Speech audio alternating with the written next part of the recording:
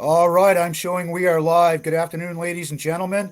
I am here with the Executive Director of the Sportsmen's Alliance of Maine, David Trahan, and Board Member Bob Humphrey. We have an exciting broadcast today with some fantastic information on LD 404, an act to preserve deer yards in Maine. And with that, Bob, I will let you start out. I'm just going to be very brief here because I think David's got the good job today. But this is something that's come up recently, something that David and the folks at SAM worked very hard on. And about the only comment that I have is it just defies comprehension how anyone could oppose or be find this in any way objectionable. This is groundbreaking legislation. This is the state purchasing land to protect deer wintering areas in parts of the state where the deer population is in trouble, and that's the only way that we're going to bring these deer numbers back up. Is do something like this. We're not taking land. The state is purchasing it. The state will own it, and the state will manage it. And there is money available right now to completely fund this effort. So there are no cons. It's all pro, and it sounds like we're going to have um, our first deer wintering area online, and I'll let David speak to that. Sure. Well, first of all, before I start, thank you to all the people that helped in this effort. I've been working on this a long time, long before I took over at SAM, to try to figure out a way to stop the trend of the loss of deer habitat throughout northern Maine, which anybody from that area visits realizes that we've lost a tremendous amount of habitat for deer. And what has happened is the deer population has crashed. Unlike the southern part of the state, northern Maine is lucky to have a few deer per square mile. And in an effort to try to bring the deer back, this is now my third attempt. Last year, we finally got a bill passed, LD 404, to protect deer and manage deer habitat. We got a $40 million appropriation over the next 4 years. That passed as well. And so I've been chomping at the bit for a while now because I knew that the state was negotiating with several landowners on a purchase. And so today, the Land for Maine's Future Board met and announced 5 projects across the state, of which one of them was a deer wintering area purchase in Aroostook County. It is land that is along the Caribou Stream. It's 2 parcels, 943 acres. And the LMF board met. They questioned Inland Fisheries and Wildlife on the significance of this area. The department gave a great presentation about their intentions of building from these 2 structures, piecing together a significant deer wintering complex in and around Washburn and Woodland in Aroostook County. The exciting part is that the LMF board went into executive session, and when they came out, they agreed to purchase these 2 parcels. It is the first time that this is an historic moment. And for those that are listening, whether you support this effort or not, this is an historic moment in what will be the history of whitetail deer in Maine. Inland Fisheries and Wildlife has now purchased, and for the highest priority, are going to manage these 2 lots and hopefully build out from these 2 lots on a deer wintering complex to bring the deer herd back in at least this portion of the state. In addition to the deer wintering area, these 2 lots also have significant brook trout habitat, native self-sustaining brook trout fisheries. There's snowmobiling, there's fishing, trapping, a whole number of other outdoor activities that occur on these lots. Now, for those listeners that are out there, I say this is the first time, and it's historic, and I believe that's true. But that department is going gangbusters on other purchases around the state, others in the Aroostook County area as well. I'm very proud to thank a long list of people. It starts with the governor, because the governor is very strongly behind this effort. Tom Abello, who used to work with the Nature Conservancy, Jeff Romano, who works with Maine Coast Heritage Trust, Maine Deer Hunters, Sportsmen's Alliance of Maine Leadership and Board. There's just so many people. Jerry McLaughlin from the Aroostook County Conservation Association. Just so many people to thank, but particularly Senator Timberlake, who helped negotiate the money for this. I just wanted to make sure I thanked everyone that was involved. But this is the beginning. This is the first purchase, of which I believe there will be many, to start buying chunks of land, managing them for deer, not only managing them for deer, but enhancing the habitat. What I was really struck by today was Inland Fisheries and Wildlife's complete, I guess, commitment to managing these areas, including predation control, habitat improvement, food plots, feeding, whatever was necessary to bring these deer back. But also, they presented the history of these two lots going back to the 1980s with historic deer presence on the land. So this land has shown that it sustains deer in the wintertime. That's exciting given where it is. There's not a lot of places left. So I'm very proud to say that together we've started down the road of taking control of our destiny as hunters, as conservationists, as it relates to deer. We have taken control, and we can together make a difference on bringing the deer herd back. I know I just talked with Jerry McLaughlin from the ACCA in Aroostook County. Those folks are incredibly excited about what's happening. They're working with the surrounding landowners to identify more deer wintering areas. They're taking local ownership of restoring deer. And for those that are out there that live along the coast and they don't see a problem with the deer population, imagine if it was taken away from you tomorrow and the deer disappeared. How sad you would be to lose that part of your culture, of your history and your community. And that's how these people in Aroostook County feel. That's how people down east feel. So people in Western Maine feel, is they've lost a major part of their past, the relationships they had with their family, their experiences on the landscape, and finally they feel empowered to get some of it back.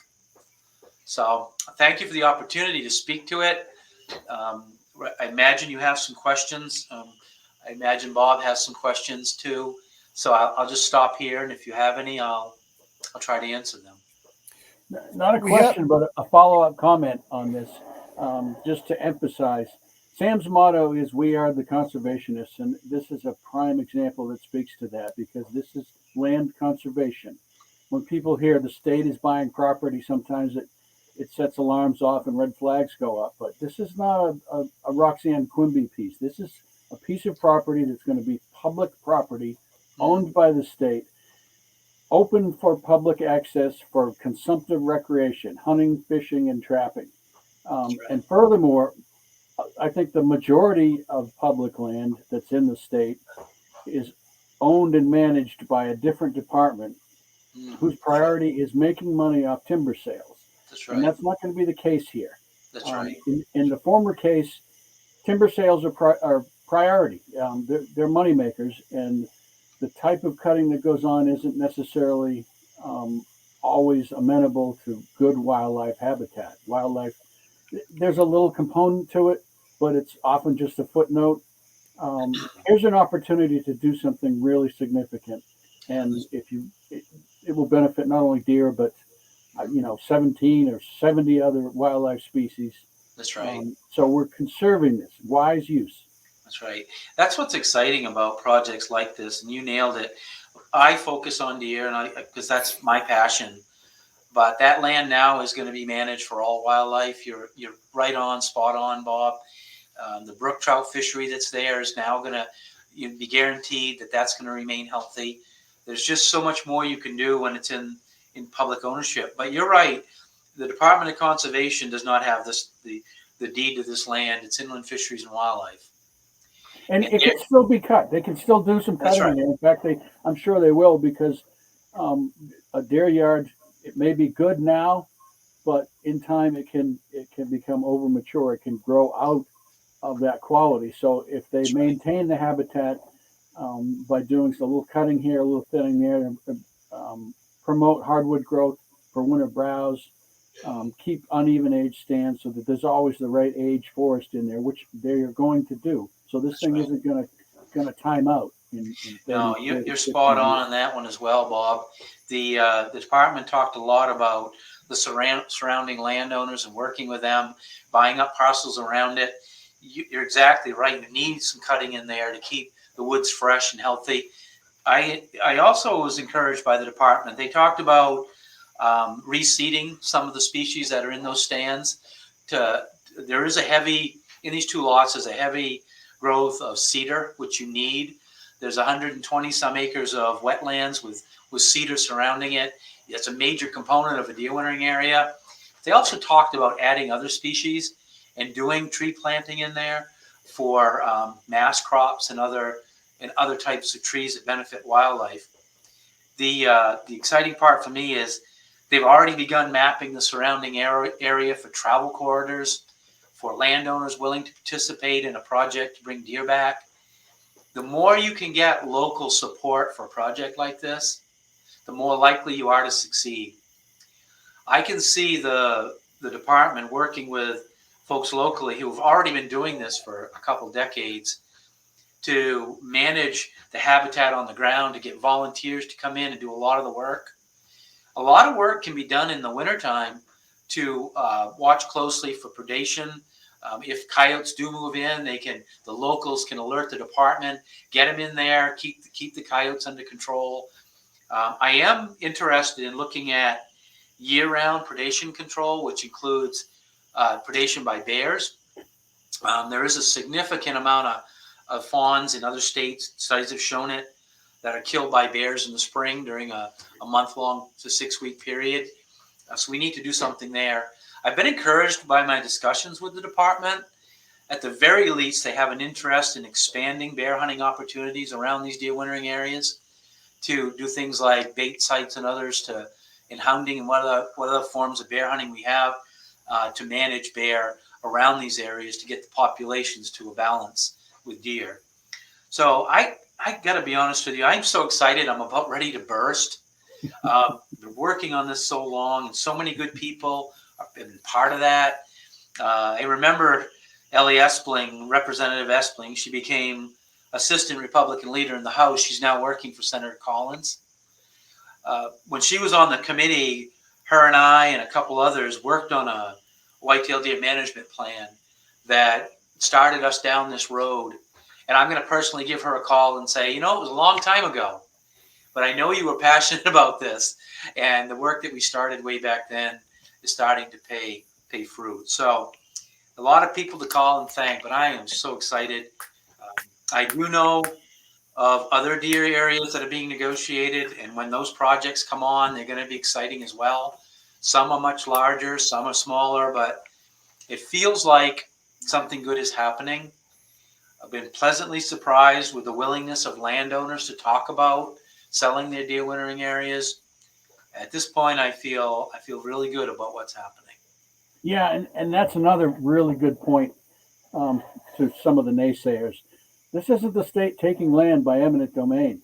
This No, is the state purchasing land from willing and eager landowners, people who, in some cases, are approaching the state saying, I want to that's do this," correct. and also with very strong support from the local community. That's correct. I think that's a big deal. That is a big deal because, and like you said, there's going to always be naysayers. But I got to be honest with you, I've been working on this for over 20 years, and I've always heard naysayers. And those naysayers are standing by, complaining and criticizing while the deer are disappearing. But not just the deer, the habitat that holds the deer is disappearing. If that doesn't make you sad, I don't know what does. The entire landscape in some regions of the state has been changed in my lifetime. To go from a healthy habitat to a one-dimensional early growth habitat that won't hold deer. As a conservation-minded person, which by the way, I've logged for over 30 years and I still do it on the side, I understand the need to cut wood, But I also understand the need to have a healthy forest. You can't be a one-dimensional forest because it just won't sustain not only deer but all the other wildlife that you need on the landscape. So for those naysayers, you know, continue to criticize, but I know in my heart this is the right thing to do. It has a majority of the population's support, the vast majority of the legislature's support. It's going to happen. And so for the naysayers, you know what? Throw the hand grenades, but sit back and watch. And I think as things progress and we're successful, those naysayers will go away. Yeah, I've engaged several in friendly debate, and once you start to explain the facts, Yeah, their point starts to weaken, and then when you show how many holes in the bucket there are, yeah, their bucket holds no water. that's right. That's right. That's a nice way of putting it. So I guess with that, if there's not any more questions, I will say that I'm very excited that Inland Fisheries and Wildlife is taking this so seriously. I was very impressed with the plan that they have for the land. I will share with you that we're having discussions internally with the administration around regional management on more than just inland fisheries and wildlife lands, but all other public lands in these areas. There is a change that's going to happen, Bob and Daniel, on the way that we manage those public lots. Wildlife, each lot needs a wildlife management plan. You can cut wood, but you need a diversity of trees on the landscape. And I think you're going to see some positive things come from those discussions. I'm going to engage, I got some meetings being scheduled at Nature Conservancy. Some of their folks are some of the best in the nation, probably in the world, around managing wildlife. It's time to bring in more folks to the team to start talking about regional management for wildlife. We can still have the wood cutting. We can just do it in a manner in which not only do we benefit from the cutting of trees, but we benefit from the wildlife on the landscape as well. We do have some questions and comments. Sure. One is from Facebook user, and if anybody has a question or comment, please give StreamYard permission to use your name and your profile pic, and that way we'll know who we're talking to. This is from Facebook user. What are some of the first management activities now that the land is purchased? Well, the department has talked about, they're on the landscape now surveying exactly where the deer are using. They're surveying the trout habitat that's on the property. The state does not have a closing on the property until September. So they're a bit limited on what they can do. They have an intent to purchase signed agreement.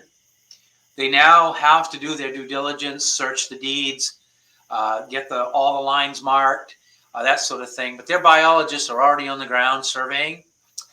They will then come up with a management plan, a wildlife management plan for the site. In addition, they'll put together a predation control program, a habitat enhancement program, and then basically a tree growth plan for the site, in which they break down each lot's uh, forest structure to see how they can maximize it to benefit deer. At the same time, they're doing all those things. They'll be identifying other wildlife species on the property. They'll be identifying access points for the public to use it for things like trapping, for fishing. So while they're managing it for deer, at the same time, they'll be putting all those plans together, but also a plan for the public to use both sites. And that's crucial because there are so many other activities when the deer aren't yarding up that can occur on those lands, from brook trout to bird watching to hiking to you name it. So that's all in the process of being developed as we speak. Outstanding. Thank you, David. Bob, I'm gonna pass this one off to you. The Honorable Corey Wilson asks, explain from a biological perspective, how this will increase the deer population. I'll try to keep it as simple as possible, which is rare for a biologist. But basically, winter habitat is a limiting factor for deer. That in other parts of the country, it may be food, it may be water, but in northern Maine, it's winter habitat. There may be enough food or not, but they need shelter. When deep colds, deep snows happen, they seek shelter of softwoods, which ameliorates the snowfall, makes it easier for them to travel in and out to reach food, and also makes it easier for them to avoid or elude predators. So by providing this habitat, it gives them a little bit of a leg up on the severity of winter. They may not expend as much energy over the course of a winter. They may have a better chance of evading predators and surviving the winter with better habitat. I want to add to that.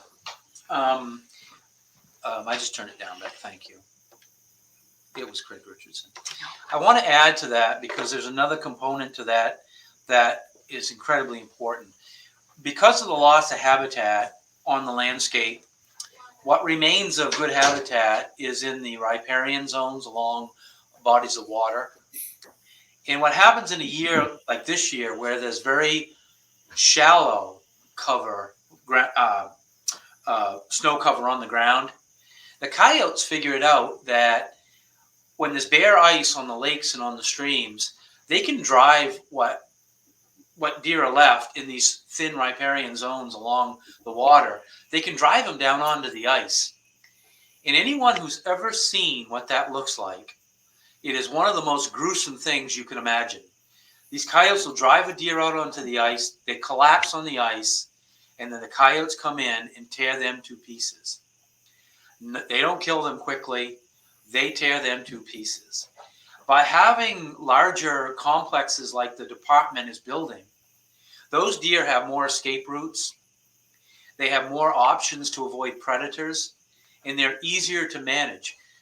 In deep, deep winter snow cover, those deer are confined to these narrow paths. So they have it bad no matter what the winter's like. If it's an open winter with very little snow, they're going to get killed on the ice. If it's a deep, deep snow, the coyotes are going to push them into the deep snow and they're going to kill them in the deep snow. The ability for the department to know where these deer are and manage the predation, no matter what the winter conditions, allows you to expand the deer herd. If they need to supplement their feed in those deer yards, they can. But what I'm excited about, and the difference between, say, a place like Anacostia Island, who has poor habitat but a lot of deer, the difference is predation. Here with coyotes on the landscape and bears growing in their population, we've got to do something to control predation. And I'm excited because now there's more options for the department to do so in an effective way. Absolutely, absolutely. Steve Mishu says, just outstanding, such great leadership, David. Thank you. Without a doubt, Sam's greatest accomplishment. Wow. You know, that comes from a man I respect. That touches me to the core. Steve's a good man. Thank you, Steve. Yep, Yeah, yep. and now just a quick shameless plug. Remember who did this? It's Sam. So, folks, go to sam.com and sign up, become a member. Thank you for that, Bob. Yep, You know, absolutely. I do want to expand on that. You know, as we move along, and I'm going to keep saying it because this is the important part about what we're doing. As sportsmen and women, all of us love different components of the outdoors. And we have this incredible power when we join our forces together, whether it's SAM, Maine Deer Hunters, whatever the groups are. If you have a common passion for the outdoors, when we can put our forces together, we become an incredibly powerful political force that can make landscape change. And this is a good example. This is going to take a decade or two to fully implement. We must keep our groups together, keep our power consolidated, be influential in elections and influence candidates. I was, just part of another discussion related to restructuring the antlerless deer permit system. When that's all said and done, there's going to be revenue generated for that system. And I want to highlight this because it is a powerful tool going forward. Because of the political environment, more and more people are buying firearm and firearm-related components, of which there's an excise tax paid to Pittman-Robertson, which is the federal program. For every dollar we generate from that antlerless deer permit system, goes into the deer management account, which can buy deer yards and manage deer yards. There's $3 federal available to match it. If you raise $500,000 in that system, that means that there's another $1.5 million in federal money available. As sportsmen, it's crucial we know that so that we can protect that money and make sure it's invested in restoring deer. So depending on how much we end up with from that program, that restructuring, it's possible we could have millions of dollars a year available as sportsmen at very little cost to us because we spread our influence in our dollars over such a big pool that it doesn't cost each individual hunter much. But when we understand collectively, we can generate millions of dollars in the political clout to restructure the landscape. If that doesn't give you goosebumps, I don't know what will. And going forward with this, today's news is exciting news, but it's going to be very exciting to see how this plays out in the future.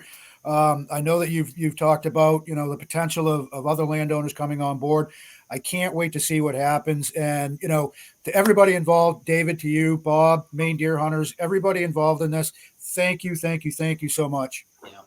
I do want to have one more plug for Nate Webb, who's the Wildlife Division Director for Inland Fisheries and Wildlife. I told him today, earlier before I came on this call, I said, what excites me, Nate, is you're a young man. You can't go anywhere. You have a passion for this, just like I do. Take this energy. Please stay there until this is fully implemented. People that work in state government, they can work up a ladder. He's pretty high on the ladder, and he's still young. I'm so excited that he'll be there, and he has a passion to do this. There's so many people that Judy Camuso, the governor, Tom Abello, Jeff Romano, all of these people had a part in piece in this. And for them, I say thank you. So going forward, let's see how it plays out. I think the next deer yard on the list is gonna shock people how large it is. It's a significant piece if it all works out. I told the department I want to know no details until it's done, because if there's any leaks, I don't want them to come from me. I don't want to jeopardize any purchase, but what little bit I know, it's pretty exciting. So well, that sounds like a great teaser for our next episode. Absolutely. Absolutely. I do think we should come back and talk about coyotes. There's a plan coming out of a fur bearer committee this Thursday related to coyotes and dramatic changes to how we manage coyotes. I can tell you that Sam and I bet Maine deer hunters are going to be troubled by what we hear on Thursday. Things like creating a season on coyotes, restricting, not having any coyote season during the pup rearing season, which is very lengthy, which means most of the year you wouldn't be able to hunt coyotes. Proposal to regulate night hunting by wildlife management districts so you could ban it in some areas. There's a whole series of proposals coming, ideas. Jerry Levine's going to be sitting next to me at that meeting on Thursday. It's a public meeting, so as soon as I know how to link you to it, I'll send you the link. But there's a battle brewing on managing coyotes. And again, we have to be unified as an outdoor community. There are folks that want to end the management of coyotes in Maine. There's also the restructuring of the antlerless deer permit system. No matter what we come out with, that's going to be controversial. So further discussions so people understand what's going on. I think it's good for all of us. Well, So I'm Go ahead. Go ahead. No, go ahead, Dan. I'm glad you mentioned that about the coyote. Bob and I were actually having a discussion about coming on and doing a live. So I think that's perfect timing. Absolutely, it is, and the proposals are game changers for coyote management. Luckily, we have probably the best uh, deer biologist out there. Bob is awesome. Jerry Levine is, I think, the deputy commissioner called him the deer god the other day on radio. Between the two of them and the people that are behind us on this, I think we can make a lot of noise. And so, Absolutely. but Absolutely. not just noise. We're backed up by good biology. So Good, good that's deal. key. That's key. That's Yep. key. Right. All right. Well, thank you so much, and I hope we do this a lot. Yeah. Absolutely. David, Thanks, David. thank you so much. Bob, All thank right. you so much. Thank you. And we will. We'll do it as often as Oh you yeah, like. I'm gonna put in one more plug. Consider joining the Sportsman's Alliance of Maine. You can go to our website, sportsmansallianceofmaine.org, and sign up online. Thank you. Take care. You too. Thank you, gentlemen. Have a great day, everybody. See ya.